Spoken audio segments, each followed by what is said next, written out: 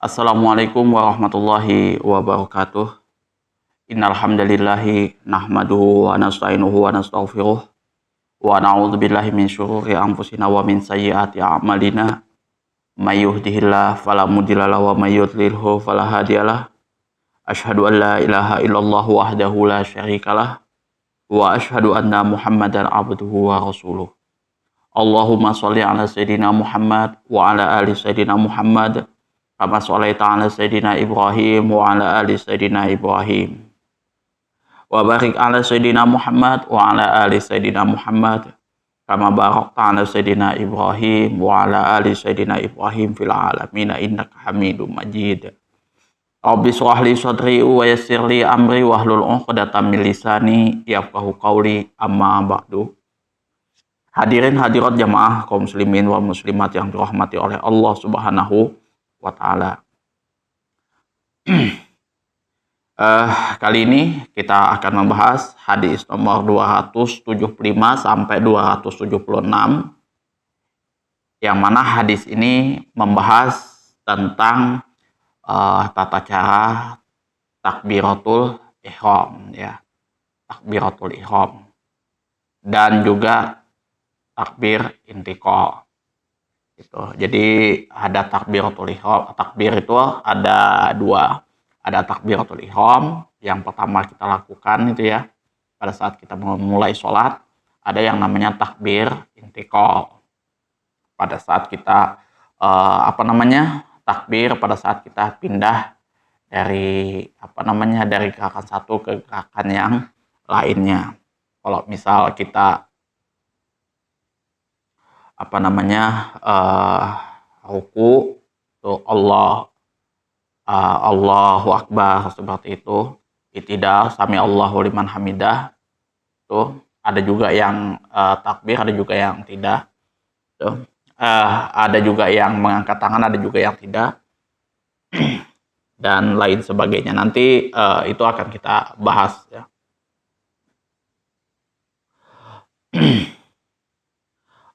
Wa ani bin Umar anna Nabiyya sallallahu alaihi wasallam kana yarfa'u yadayhi hadwa mankibaihi idza ftataha sholata wa idza kabbara li ruku' wa idza rafa'a ra'sahu min ruku'i, muttafaqun alaihi. Wa fi hadisi Abi Humaidin inda Abi Dawud yarfa'u yadayhi hatta yuhaziya bihima mankibaihi summa yukabbiru. Wali Muslim an Malikin ibnu Huwairisi nahwu hadis ibni Umar lakin qala hatta yuhaziya bihima furu'a hudunaini. Wa ibni Umar, dari Abdullah bin Umar, anan Nabiya, sesungguhnya Nabi sallallahu alaihi wasallam, kana yarfa'u yadaihi, yang mana di sini Rasulullah sallallahu alaihi wasallam itu mengangkat kedua tangannya hadwa mangkibai, ya, sejajar dengan kedua pundaknya. Idza tataha sholata, apabila beliau sedang memulai sholatnya. Wa idza kabbara li ruku', dan apabila beliau takbir untuk ruku'. Ya, ini namanya takbir intiqal. Jadi pada saat beliau mau ruku' itu Allahu Akbar. Wa idza rafa'a ra'sahu min ruku', dan apabila beliau mengangkat kepalanya dari ruku'. Ini i'tidal. Sami Allahu liman hamidah, beliau mengangkat tangannya. Wa fi hadis Abi Humaidin, dari di dalam hadis yang diriwayatkan oleh Abi Humaidi inda Abi Dawud, menurut Imam Abu Dawud, yarfa'u yadaihi hatta yuhaziya bihima mankibaihi summa yukabbiru, yang mana Rasulullah itu mengangkat kedua tangannya sampai sejajar dengan kedua tangannya tadi, mangkibai, kedua pundaknya. Jadi kurang lebih seperti ini. Nah, summa yukabbiru, kemudian beliau takbir. Ya, Allahu Akbar. Nah, kemudian di sini wali Muslim dan menurut Imam Muslim an Malik ibni Huwairisi, dari Malik bin Huwairis, nahwu hadisi, yang mana hadis ini sebenarnya sama, nahwu hadis Ibnu Umar, sama dengan hadisnya Ibnu Umar. Lakin qala, akan tetapi di sini disebut mengatakan hatta yuhaziya bihima furu'a udhunaini, sampai lurus sejajar dengan ujung kedua telinga, seperti ini ya.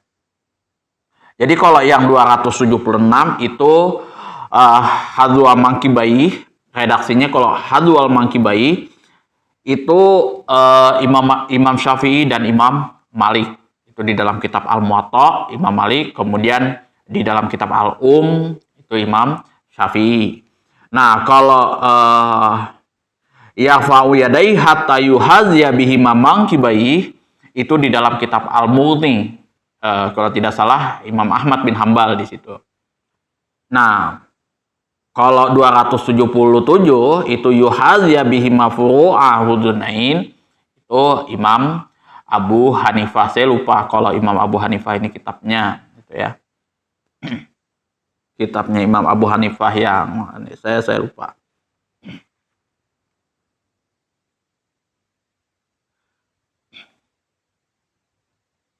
Jadi ada yang seperti ini, ada yang seperti ini ya, lurus kedua telinga.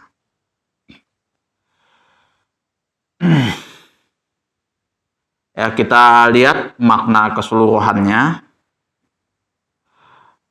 Mengangkat kedua tangan ketika takbiratul ihram di dalam sholat itu hal yang disyariatkan berdasarkan ijma ulama. Akan tetapi dilarang dilakukan ketika mengucapkan salam ya. Jadi mengucapkan salam kita dilarang mengangkat kedua tangan. Sedangkan apabila dilakukan ketika berpindah untuk ruku dan mengangkat kepala dari ruku, ketika berdiri serta ketika berdiri dari tasyahud pertama untuk rakaat yang ketiga, itu masih diperselisihkan. Itu ada yang sunnah, ada yang tidak. Itu masih perselisihan. Hadis yang menceritakan hal tersebut cukup banyak.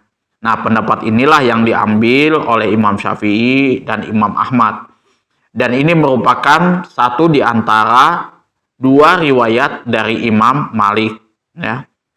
Ulama Kufah, akan tetapi di sini ulama Kufah tidak mengambilnya. Hal ini merupakan pendapat yang terkenal di kalangan mazhab Imam Malik.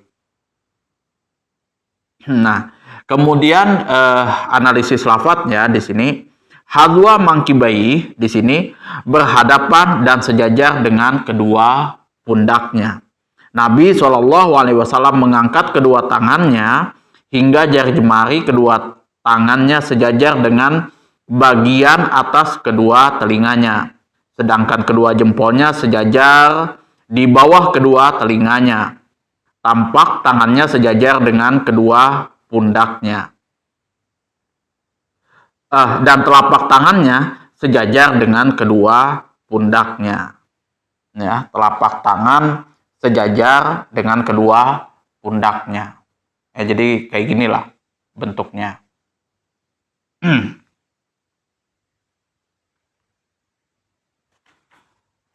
Wa fi hadis Abu Humaid inda Abi Dawud. Nah, menurut hadis Abu Humaid yang diriwayatkan oleh Imam Abu Dawud, lafadznya disebutkan sebagaimana berikut. Ini hadisnya panjang ya. Jadi saya bacakan dulu hadisnya, kemudian baru artinya.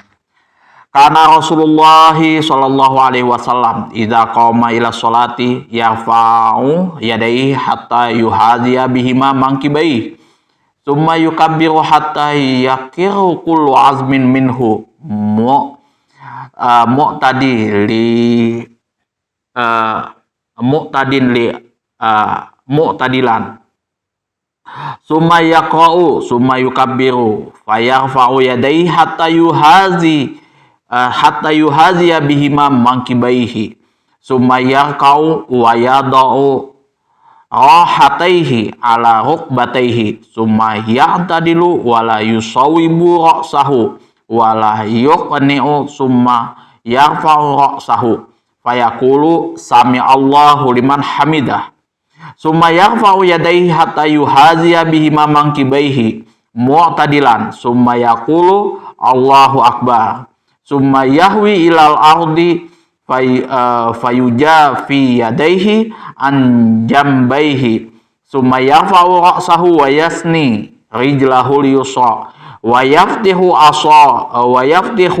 asabi'a rijlaihi idza sajada. Summa yasjudu. Summa yaqulu Allahu akbar wa yarfa'u ra'sahu wa yasni rijlahul yusra wa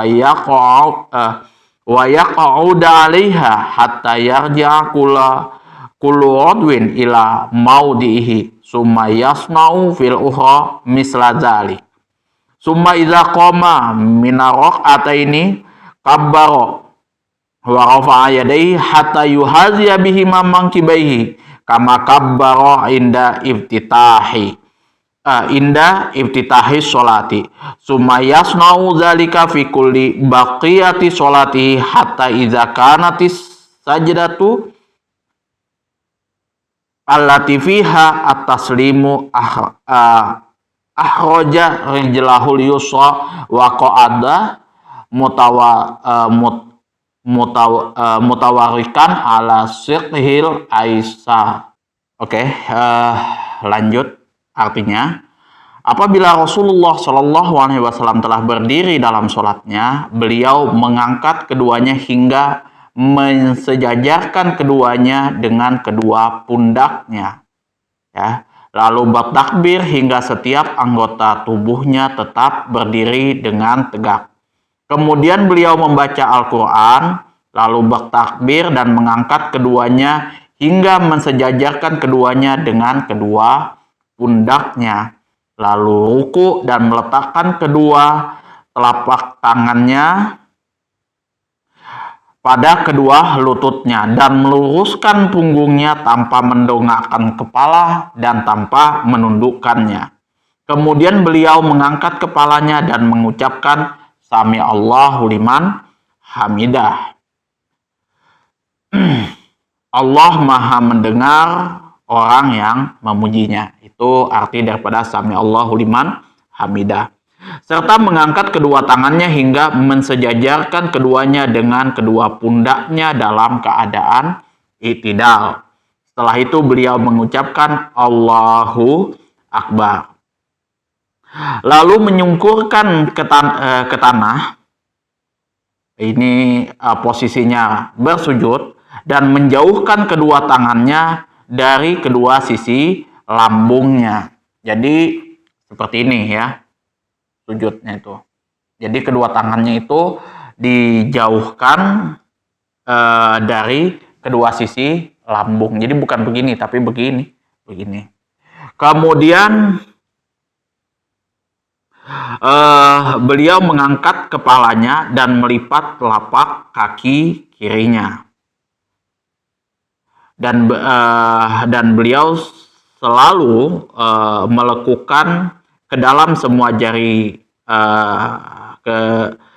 ke dalam semua jari kedua telapak kakinya apabila hendak sujud. Jadi beliau itu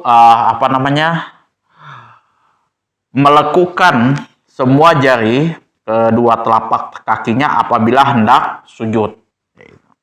Lalu baru beliau sujud. Setelah itu beliau mengucapkan Allahu Akbar seraya mengangkat kepalanya dari sujud. Ya, Allahu Akbar.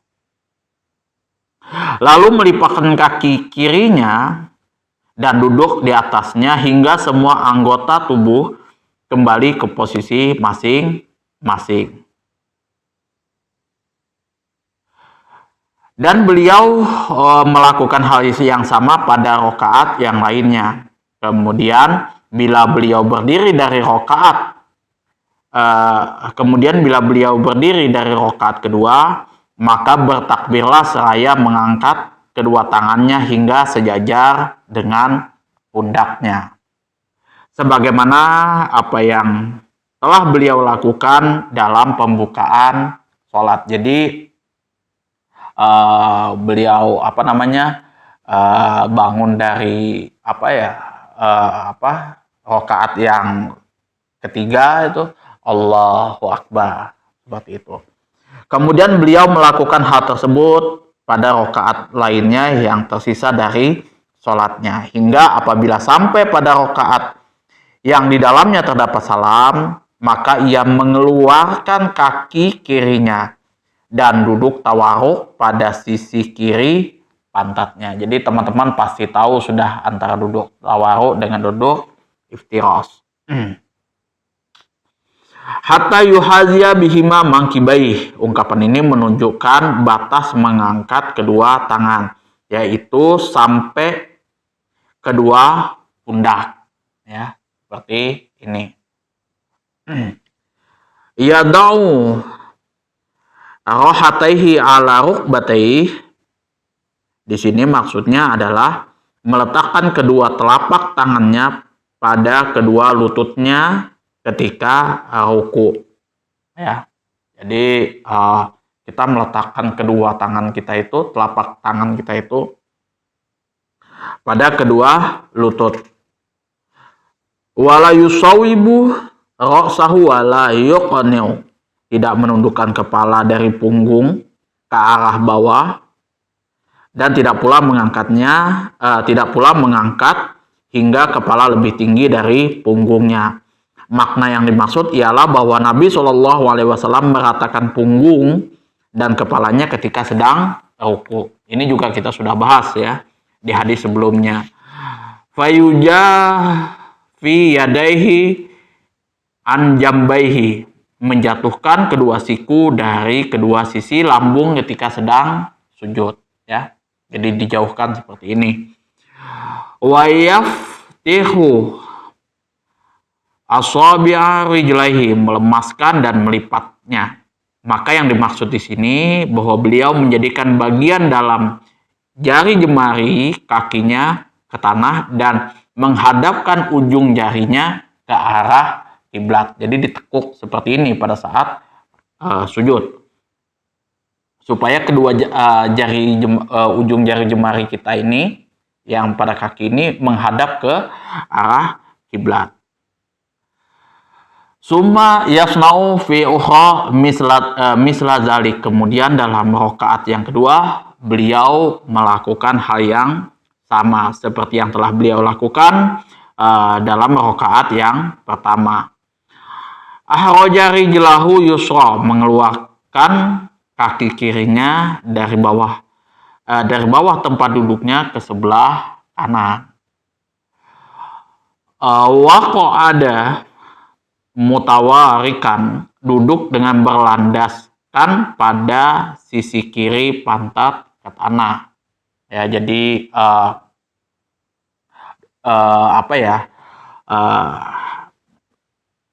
duduknya berlandaskan pada sisi kiri, ya, sedangkan pantatnya yang itu posisinya jatuhnya ke tanah. Nahwa hadis Ibnu Umar, serupa dengan hadis Ibnu Umar. Hatta yuhadhiya bihima furu'a uznain. Ini hingga kedua telapak tangan sejajar rata dengan ujung kedua telinga, ya, ujung kedua telinga seperti ini.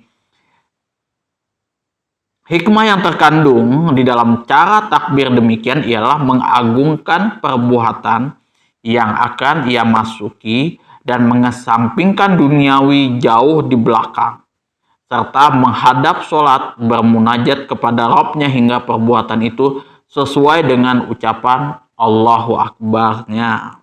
Seperti itu. Jadi kita di sini pada saat kita melakukan takbiratul ihram seperti itu, semua hal-hal duniawi itu kita kesampingkan. Yang kita fokuskan di sini hanya beribadah kepada Allah Subhanahu wa Ta'ala.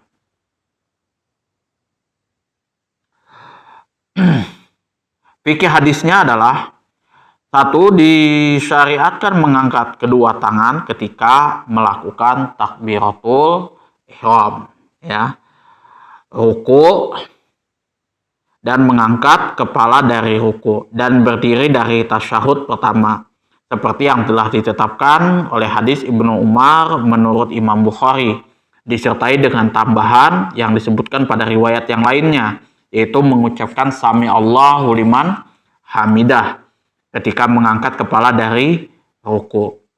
Nah, kemudian Imam Malik dan Imam Syafi'i serta Imam Ahmad mengatakan mengangkat kedua tangan batasnya sampai sejajar dengan kedua pundak.